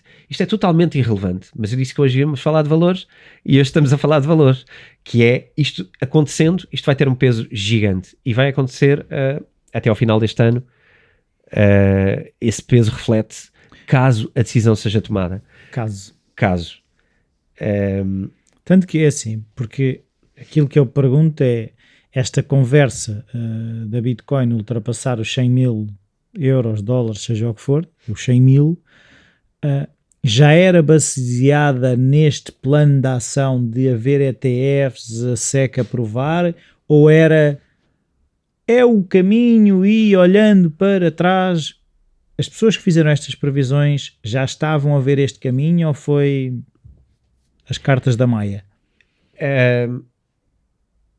Acho que nenhum deles é as cartas da Maia. As previsões para cima de 100 mil fazem sentido segundo previsões com espelho no passado, fazem sentido chegar a esses valores, comparando o que aconteceu antes, quando, isto e aquilo, portanto, repetindo as curvas. Mas a outra versão de que vai subir por causa disto, e que era o que eu estava a dizer há pouco, concorda, ou seja, são concordantes. E é por causa disso que eu acredito que isto possa acontecer. Okay? Não quero minimamente estar a dizer que vai acontecer. Claro. Não quero entusiasmar ninguém que vá comprar Bitcoin neste valor e amanhã... Não vendam a casa para comprar Bitcoin. Não. E nem investam por causa disto, porque esta não deve ser o motivo para investir. E de facto isto pode ir para 30 amanhã, ok? A Bitcoin está hoje a 60 mil dólares, pode ir para 30 amanhã e no final do ano está a 30 e nada do que eu disse deixa de ser verdade, porque as cotações dependem de tantas coisas e principalmente do whales e de vendas quer dizer, é impossível tu estás a querer prever alguma coisa e estares a querer dizer whales, baleias? Sim, aqueles que nós falámos, que os grandes whales, big whales, né, que têm uma quantidade incrível de criptomoedas, que se fizerem um dump, portanto se venderem uma quantia grande, vão impactar profundamente o mercado. E portanto isto pode depender de poucas pessoas. As cotações podem depender de poucas pessoas. Portanto, também não acreditem ou não tomem esta coisa que eu estou a dizer como verdade. Uma pergunta já agora. Eu só estou a dizer aquilo que é a narrativa que se está a conversar ao nível dos acontecimentos até ao final do ano e de que impactos é que isso pode ter em valores, ok? Eu só estou a trazer narrativas, não estou aqui a aconselhar investimentos a ninguém, nem nada perto disso. Relativamente aos whales, queria perceber se, na tua opinião, achas que está a aumentar o poder dos whales ou está a diminuir? Temos baleias maiores agora ou mais baleias, ou achas que quanto mais conhecimento há, mais distribuído está? Existem, a gente depois pode trazer algumas informações e se existe forma de poder consultar as whales e etc. Existem online, existem alguns sites que controlam isso. Eu vou tentar trazer isso no próximo episódio. Mas aquilo que nós temos assistido é as whales verdadeiras, portanto as whales antigas, estão constantemente a reforçar a posição. Portanto, podem ter vendido aqui ou ali, mas de um modo geral estão a acumular mais, ok? O que eu acho é que daí para baixo está a haver uma distribuição muito maior. Portanto, mas a questão é se overall as whales têm mais poder do que tinham ou não.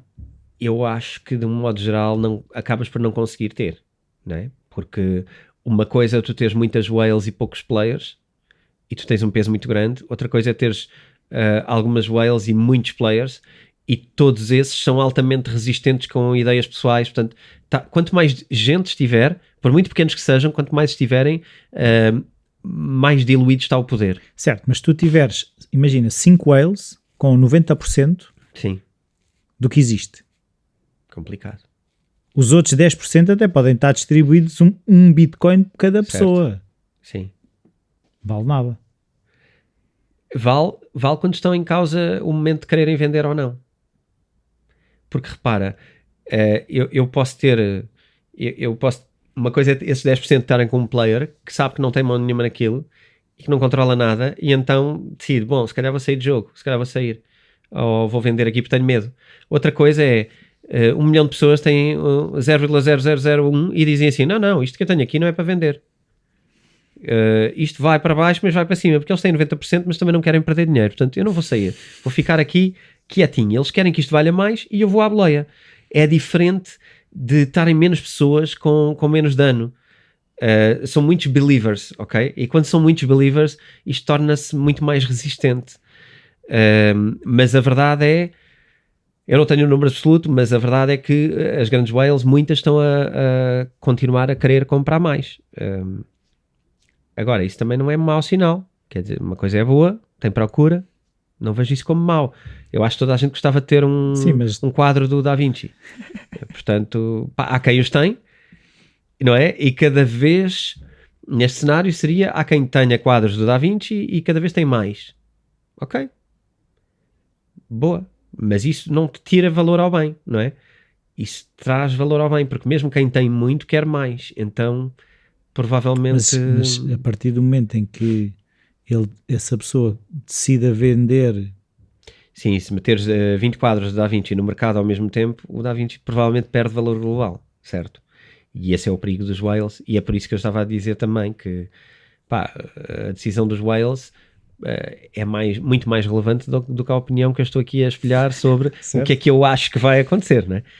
Estou só a fazer aqui alguma futurologia, porque alguns dados e algumas conversas levam-me a entender que provavelmente isto pode acontecer até ao final do ano, 1 ou 2 movimentações em mercados que tendencialmente resultariam em valorização.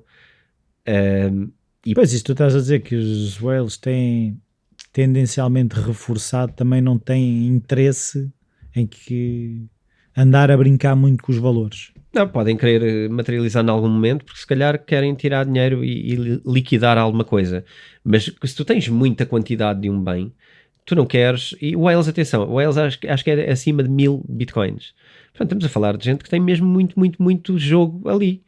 Tu não queres que aquilo valha zero, não é? Portanto, enfim, é esse o ponto. Por hoje é tudo neste departamento. Agora vamos ao departamento que começámos na semana passada. Saúde financeira. Vamos falar então um bocadinho de saúde financeira. A semana passada falámos do património, certo, e como tentarmos ter uma noção do que é que nós valemos, não é? O que é que vale o nosso património? Um bocadinho a ideia de tirar a fotografia à empresa, se formos uma empresa, quanto é que ela vale hoje? Os ativos, os passivos, as coisas. Nós temos não só as posses, os imóveis, etc. Temos tudo detalhadinho. Passámos uma folha que eu gostava também de partilhar aqui, que levámos um dia ou outro a mais, só na segunda-feira é que a carregámos. Mas está disponível onde nós dissemos, portanto porque nós, lá está, isto demorou mais tempo porque nós decidimos, depois até do episódio, começámos a conversar, e isto vai construir um curso grátis no The School of Self, em que estas coisas que vamos partilhando aqui vão se tornando lições. É um curso que vai crescendo semana a semana, em cada episódio, e as pessoas têm acesso ao curso. É só irem ao site da School of Self, registarem-se e está lá disponível, e é onde está a folha de Excel que falaste. Pronto, exatamente, é isso. Nós vamos construir alguma documentação que vamos carregar lá. Vamos também separar os áudios que têm a ver com a saúde financeira e carregá-los lá para que se possa seguir ali a aprendizagem de uma forma mais seguida, seguida, isto é um bocado, mas sem ter que ouvir o episódio todo do Bitcoin Talks, ou seja, ter ali uma parte, um apanhado mais curto. E aqui o que estamos a fazer é construir um caminho, em primeiro lugar, para conhecermos os nossos números. Foi assim que chamámos este primeiro arranque. Porque sem isto não vale a pena estar a pensar em grandes investimentos, porque vamos estar sempre às apalpadelas. Eu digo sempre isso. Primeiro é saber o que é que nós valemos, segundo é saber o que é que nós ganhamos. E hoje vamos falar dos nossos rendimentos, ok? Já agora, próxima vez falaremos do que é que nós vamos gastar, das nossas despesas. Estas 3 coisas vão permitir que nós fiquemos a conhecer muito bem o que temos, o que ganhamos e o que gastamos. Isto é, o que valemos hoje, o que entra e o que sai. E isto é um fluxo constante. E isto é muito importante, e com base nisto, depois isto vai ser mágico para nós planearmos a vida financeira. Mas isto é fundamental e, portanto, hoje, não tirando muito tempo, queria partilhar aqui algumas ideias. O rendimento não é difícil. Hoje vamos falar só daquilo que é o nosso income. Portanto, aquilo que entra de dinheiro ou de rendimentos na nossa vida, ok? Queres falar de algumas coisas que te ocorram relativamente ao rendimento? Era isso que eu queria perceber, que estou-me a lembrar, por exemplo, um vencimento, o ordenado, será uma das coisas. Se tivermos imóveis, possíveis rendas. Eu estava a pensar, por exemplo, a questão dos investimentos, se já está só no património, porque eu posso, aquilo não, só se eu andar a vender e a comprar, ou só se eu andar a vender é que aquilo se torna um rendimento, não é? Certo, então, tocaste exatamente num ponto que eu estava a passar por cima e que tinha aqui para falar, que era uma das coisas importantes relativamente ao nosso primeiro, a nossa primeira folha carregada nesse curso, que é a folha do património pessoal. Essa folha do património pessoal é uma folha evolutiva. Ela não é estática. Nós de X em X tempo devemos atualizá-la. Eu pessoalmente gosto de atualizá-la sempre que acho que é relevante. Ou, no máximo, em 4, 5 meses. Não deixar passar mais do que esse tempo para ir lá atualizar a realidade. Porque nesses períodos algumas coisas mudam, mesmo que eu não mude a minha realidade. Então é bom ir lá e se tiver tudo igual que esteja, mas mesmo para nós termos alguma consciência do nosso património, porque isto depois também é muito mental, é muito... Isto tem que estar aqui muito como é que se diz? À flor da pele. E se nós tivermos o património à flor da pele, a nossa consciência financeira é muito maior. Então, de 4 em 4 meses, eu sugeria atualizar a folha. Quando falamos do caso que estás a perguntar, acho que isto responde, que é, se fizeste investimentos em criptos, ou em ETFs, ou em ações, ou alguma coisa... Isso altera o património, mas não é um rendimento. Isso não é um rendimento, mas altera o teu património. Portanto, vais lá, à parte dos investimentos financeiros, e colocas esses valores, ou atualizas esses valores para os valores reais do momento. Também deves atualizar as cotações das coisas. Imagina, a Bitcoin varia muito.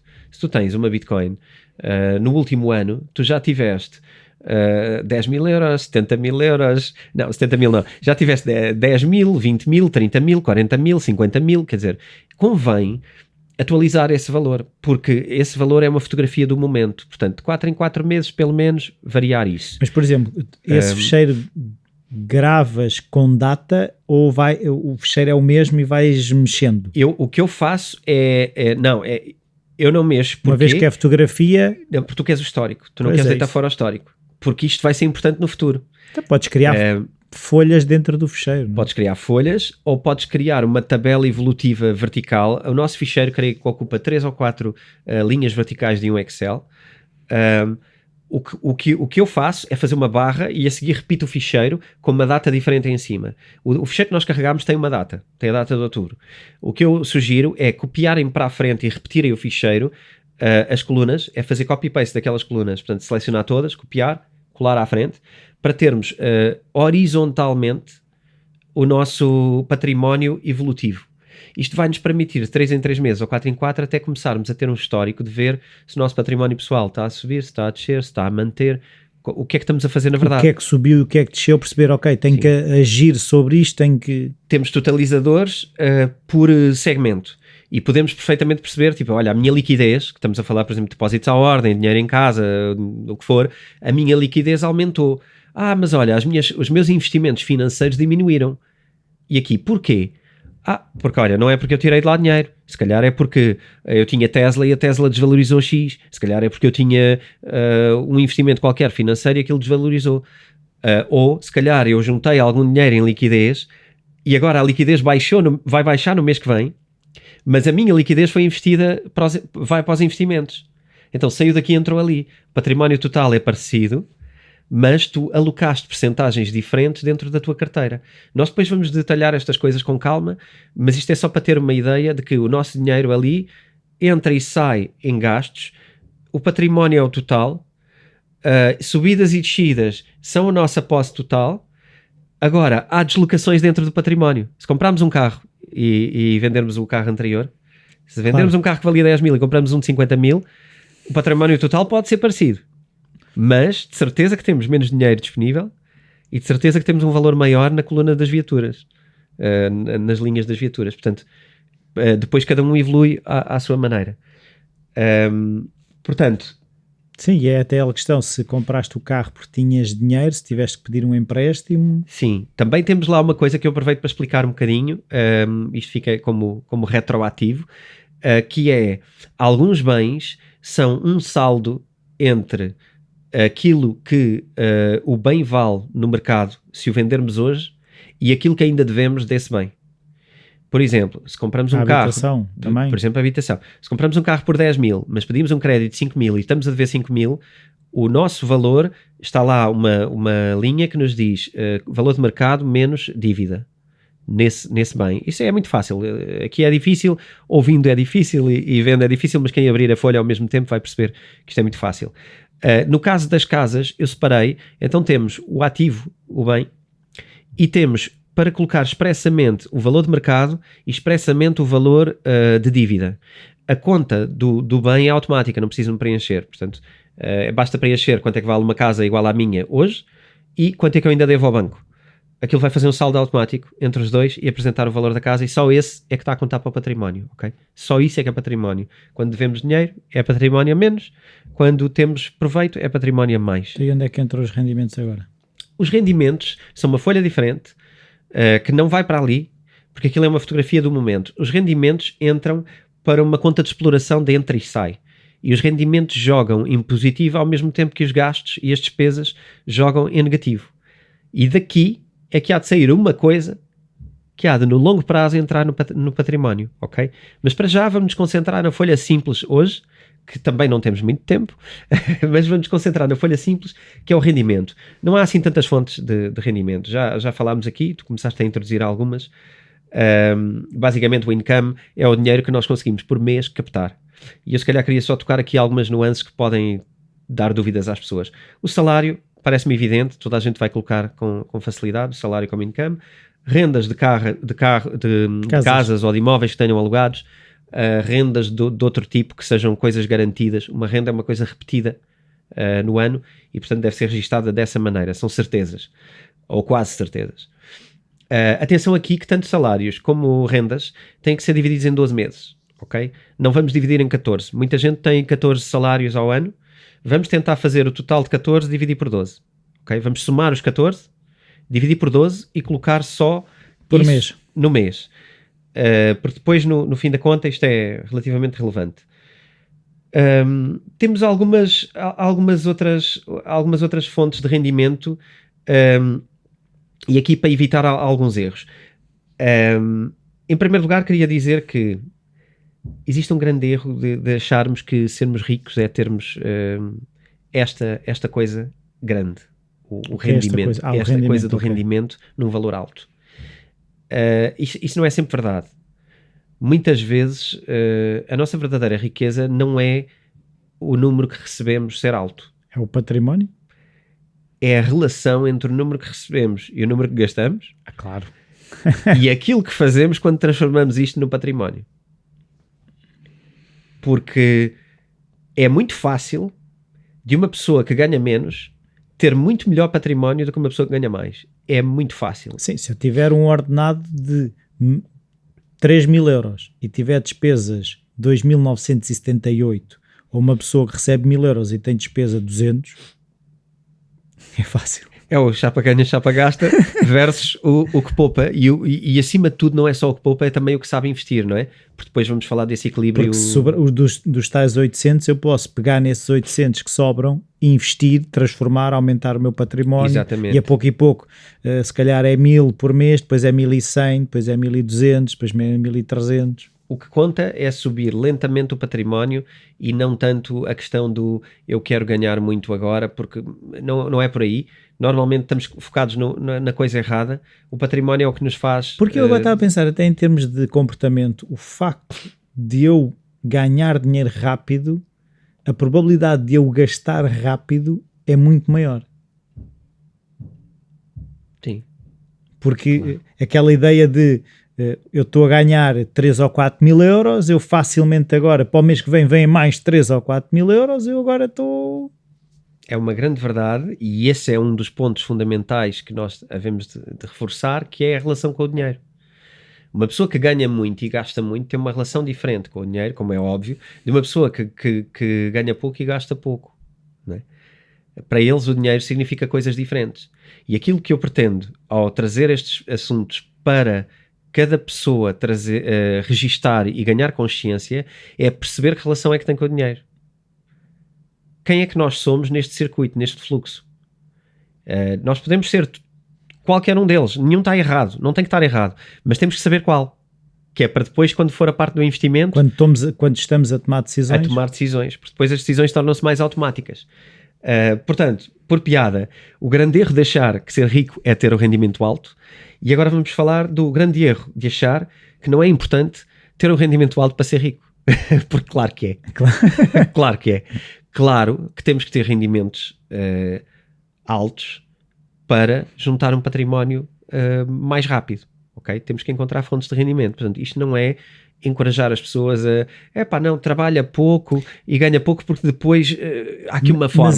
Mas eu agora quero pôr aí um bocadinho em causa, porque com certeza tu também deves conhecer casos de esta pessoa teve uma vida muito, como é que é dizer, frugal, gastava muito pouco, e quando morreu foi-se descobrir que tinha caixotes e caixotes de dinheiro e ele comia pão duro.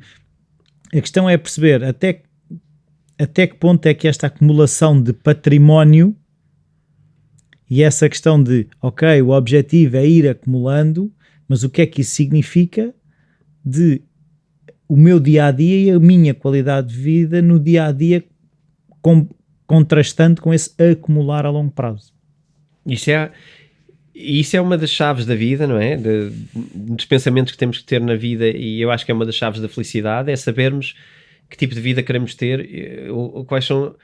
Isto é muito profundo nas pessoas, isto é muito único em cada pessoa. Mas eu acho que aqui o grande filão é percebermos qual é o nosso objetivo, e se nós queremos deixar muito ou deixar pouco para alguém que seja, queremos deixar para os filhos, é legítimo, eu não quero pôr nada disso em causa. Acho que cada um tem que tomar as decisões, mas se tomar uma decisão consciente, vai estar a trabalhar para isso. E se não tomar nenhuma decisão, não vai estar a trabalhar para nada. Vai estar a fazer uma coisa qualquer. E às vezes faz mais assim, às vezes faz mais assado, mas não tens um objetivo. Quando não tens um goal, quando não tens claramente onde é que estás e para onde é que vais, andas por aí, não é? A gente estiver no meio do deserto, é tudo igual, não é? Tu vais para qualquer lado, é uma duna, são duas dunas, o que é que me interessa? É aquela famosa eu vou para a frase esquerda ou para a direita? Da Alice do País das Maravilhas, que pergunta, acho que é ao gato, para onde é que esta estrada vai, e ele pergunta para onde é que queres ir. E ela, então... essa estrada serve, não é? Aquela coisa de género, que é sim, ali, no meio do nada, se não te faz diferença, tu vais para qualquer lado. A questão é, quando tu queres ir para algum lado, tu começas a ter que escolher o caminho que provavelmente vai para onde tu queres ir. Ok? E aquilo que nós vamos conseguir ter com o património é, levantando aqui um bocadinho também o véu, qual é o nosso tipo de vida e o plano de vida e o que é que achamos que precisamos de gastar. Vamos chegar a isto e vamos chegar a quando é que eu posso deixar de trabalhar, ok? Em que idade é que eu vou poder deixar de trabalhar tendo em conta a minha realidade? Ou se quero trabalhar sempre, em que idade é que vou ter que me deixar de preocupar? Ou em que idade é que eu posso ir fazer as viagens que eu sempre quis fazer e gastar e estar tranquilo com isso? Não, o que nós vamos conseguir perceber é o nível de conforto que temos para o resto da nossa vida, ok? E em todos os anos vai haver um nível de conforto comparável com o nosso património. E nós vamos sempre conseguir perceber se estamos bem, se estamos mal, ou se estamos com sonhos desmedidos, ou se estamos com... E isto é muito importante. Porque às vezes o nosso problema às vezes também é, como não sabemos bem onde é que estamos, não sabemos bem com o que é que podemos sonhar. Claro. Não, e hoje em dia também há outra realidade. No outro dia apanhei um artigo no LinkedIn sobre isso, que era a questão de altos cargos de empresas que preferem, por exemplo, tirar 4 ou 5 anos para acompanhar o crescimento dos filhos e voltar depois ao mercado de trabalho, mas não é um sair, o que eles dizem é sair, mas mantendo contactos, mantendo influências, e depois regressam muitas vezes até com outro ânimo e outro ímpeto e com novas ideias ao mercado de trabalho outra vez. De que forma é que também a relação com o rendimento perante as fases da vida em que estamos, se queremos acompanhar os nossos pais na velhice, se queremos acompanhar os nossos filhos mais enquanto são mais pequenos, ou mais na adolescência, ou o que for, não é? Sim. Sendo que essa parte dos CEOs é mais fácil nos Estados Unidos do que em Portugal. Portugal, o mercado é muito pequenino e somos todos muito conservadores, mas sim, as sabáticas, pelo menos de um ano, são algo que começa a ser mais mais ok em Portugal, mais respeitado, ainda é um bocado olhado de lado em empresas mais conservadoras, mas começa a ser algo mais comum, tirar uma sabática para estudar, às vezes é para estudar, outras vezes é para viajar ou é para algum projeto, mas começa a ser muito comum. Isto também é importante, não é? Como é que fazes isto? Com que património? Com que condições? Isto sabendo que o teu rendimento vai diminuir, qual é o desgaste no teu património, não é? Um bocadinho essa... Exatamente. Qual é o desgaste que o teu estilo de vida faz com o teu património? Então, se calhar, só para enumerar aqui algumas coisas que vão estar numa nova folha, que vamos deixar lá, disponível também para download gratuito no theschoolofself.pt. E nesse mesmo lugar onde colocámos o património, vamos ter também uma lição com a parte do rendimento, ok? Mas para citar aqui algumas coisas importantes para fontes de rendimento. O salário, fazer esta questão dos 12 meses, converter em 12 meses. Rendas de imóveis ou outros tipos de rendas. Se temos algum side job, se vendemos alguma coisa, artesanato... podemos ter royalties de alguma coisa também. Podemos ter royalties. Royalties vai ser também aqui no side job é um bocadinho a ideia de prestar serviços, não é? Se prestamos algum serviço, sei lá, somos contabilistas, mas temos alguns clientes que são diretos por fora, temos algum biscato, não é? Que fazemos, artesanato, alguma coisa que fazemos diferente. Não sei, hoje em dia tanta gente faz tanta coisa como lateral. Pronto, juntar essas coisas, mas muita atenção neste juntar valores realistas, valores que sejam médios anuais, ok? Que seja algo que já estão a ter agora. Não vamos, nós vamos fazer aqui é criar um mês exemplo do nosso ano, uma bitola. Portanto, se nós este mês vendemos 2.000 peças, 2.000 euros em peças de artesanato, nós não vamos pôr 2.000 por mês, a menos que saibamos que vendemos 2.000 todos os meses. Se vendemos os 2.000 este mês, mas por ano só vendemos 2.500, então o que temos que fazer é pegar em 2.500 e dividir por 12. Portanto, é a nossa expectativa anual realista, ok? Não vamos aqui empolar nada, porque isto só vai prejudicar as contas todas. É colocar o que achamos que é realista ou aquilo que foi realista nos últimos tempos. Porque isto ainda é mais exato. Nos últimos 3 meses, o que é que aconteceu? Então, esta é a média, vamos fazer essa média. Se temos uma empresa, é importante colocar aqui uma coisa, que é os lucros anuais da empresa. Nós, empresários, podemos ter um salário, nem sempre isso é o nosso rendimento, às vezes é composto disso e de lucros. Havendo lucros, pegar nesse lucro, dividir por 12. Se forem empresários, também não preciso dar muitos mais conselhos, estão mais habituados a este tipo de contas. Por 12 e não por 14. Se temos rendimentos de capital, aqui é muito tricky, ok? Muita gente, se gostar de fazer investimentos e tradings, vai se entusiasmar e vai colocar ali quando corre bem e não colocar quando corre mal. Portanto, atenção a isto. Colocar o que aconteceu até agora. Não é o que vai acontecer porque agora é que vai ser a sério. Não é colocar quando corre bem porque não gostamos da memória quando correu mal. Nós somos muito bons a eliminar, a esquecer o mau e a lembrar do bom. Portanto, aqui é colocar o rendimento, que é muito diferente de ter feito um trade bom e de ter acertado numa coisa e ganhar 5.000 euros. Não, aqui eu não ponho nada, ok? Se eu fizer um bom trade, ganhei 5.000 euros, eu não ponho nada. Porque o meu normal não é todos os meses fazer um trade de 5.000 euros. Portanto, só pôr se de facto formos ativos o suficiente para pôr ali um valor. Se nos últimos 6 meses existir mais do que uma situação... Tem que haver várias, tem que ser recorrente, tem que ser uma média entre ganhos e perdas. Porque, atenção, não vamos pôr aqui ganhos se depois não pusermos as perdas, não vamos perder tempo com isso, só estamos a enganar a nós próprios. E é assim, para estar aqui a pôr valores de ganhamos 10, 20 euros em trades, eu acho que não compensa. Sim, também eu estava a pensar, também não se vai pôr, por exemplo, prendas de aniversário ou coisas desse género. Não, porque isso já entra em despesas, isso não é rendimento. Não, estou a dizer que recebeste. Pá, se forem muito significativas, sim, mas se for dezenas de euros eu não punha. Está bem, mas imagina que tu no Natal... Pode haver gente que recebe milhares de euros, é só por isso que eu estou a dizer. Certo, mas o que eu estou a dizer, imagina que no Natal recebes às vezes 50 de um tio, 100 de uma avó, tu vais pôr isto? Não. Então vamos fazer assim, quando recebes isso, vais ao património e acrescentas no património diretamente em liquidez. Se te deram em dinheiro, metes em dinheiro. Se depositaram à ordem, metes à ordem, mas metes no património direto. Não é um rendimento, porque não é recorrente. A não ser que a tua avó te diga todos os meses vou dar 100 euros. Vou-te dar 100 euros. Pá, então inseres. Ok? Isto é de caras. Se te dão 100 euros todos os meses, insere. Se te dão de vez em quando e nunca sabes bem quanto e não é previsível, atualizas quando atualizas o património. Por acaso é engraçado dizer isso, porque eu tenho uma amiga que eu lembro de uma vez ela comentar que a avó já há vários anos que nos anos lhe dava 1000 euros. Pronto. Mas aquilo era Ainda assim, eu não ponho em rendimentos. Punhas Não é um rendimento. Punhas em património. Sim, porque é um bónus. Pode acabar a qualquer momento. É um bónus. E tu não podes basear, e é aqui que vamos buscar outra coisa, que é a mensagem final, mesmo a terminar. É compreendermos que estes valores são a nossa realidade. Ok? Isto é o nosso nível de vida. E então, depois de fazerem isto, tirar 10 minutinhos para pensar que vida é que temos com este dinheiro.